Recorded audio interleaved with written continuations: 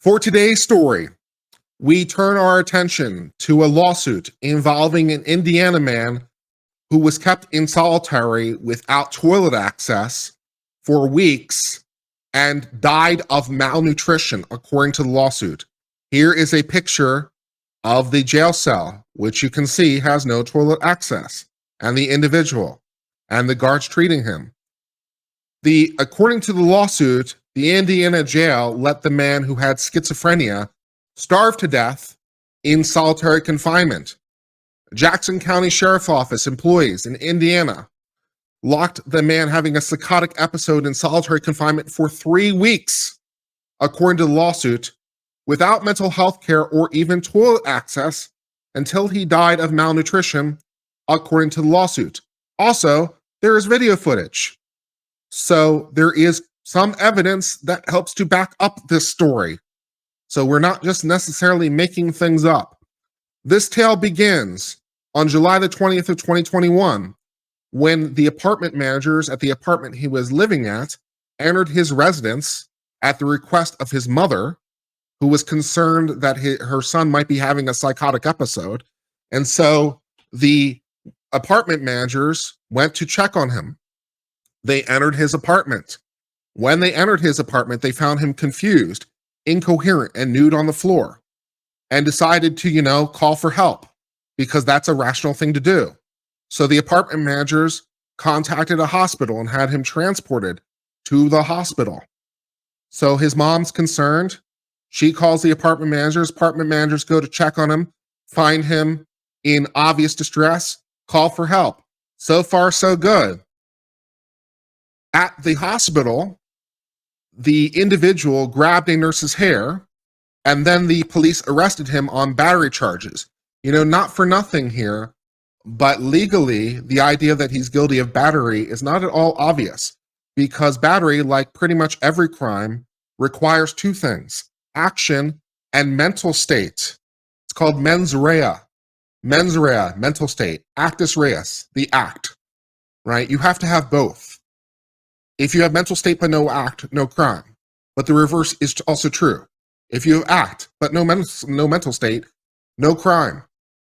And if you're in the midst of a psychotic episode, as this guy seems to be, the idea that he's legally guilty of battery is deeply questionable, because it's not at all obvious that he can form the requisite mental state in order to commit the battery legally.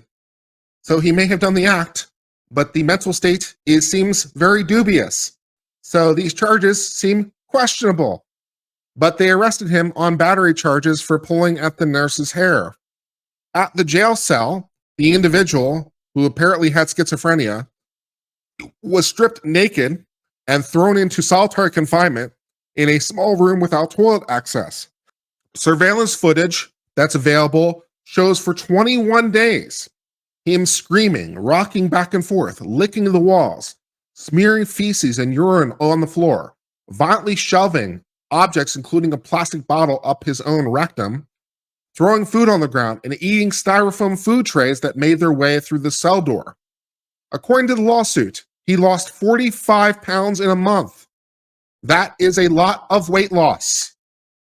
One might be a bit concerned by that amount of weight loss, 45 pounds in a month. Sounds like something that might need to be looked at, might be questionable. But jail staff, not so much. The employees apparently placed him in restraints and wheeled him into a shower and forced other jail inmates to clean up his cell. On August the 8th, a guard named Beverly texted her supervisor saying, "Just bathed him, but he can't hold up his hands, legs, or anything. He's dead weight."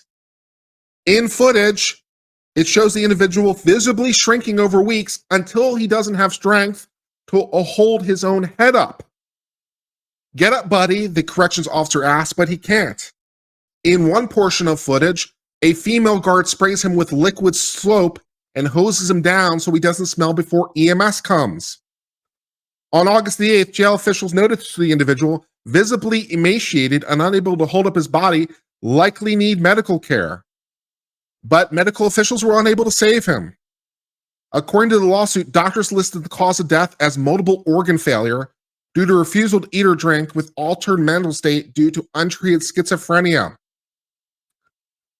The family alleges that at least 20 people had access to 400 hours of footage, but no one did anything. I think it's $1 million question. I don't think there's a good answer. It's systematic deficiency.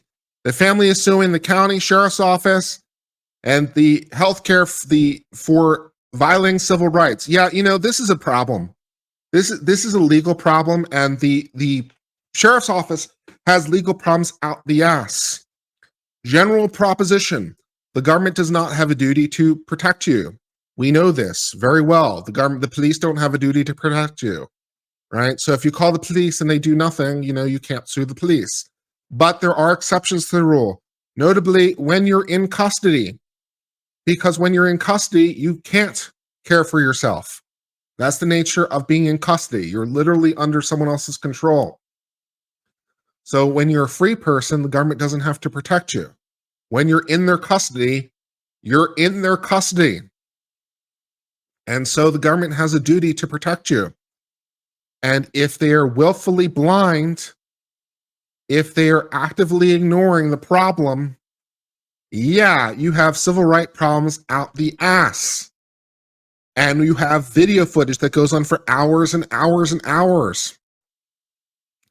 And you have people that are seeing obvious problems and expressing concerns, and no one is doing things.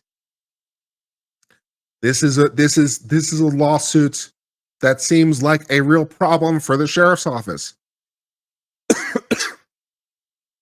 But it gets slightly worse, because the individual in question is not the only individual who apparently died after being left without care. In 2021, a 23-year-old died after she begged for help, repeatedly vomiting for blood inside the facility. Prosecutors announced no one would be charged criminally.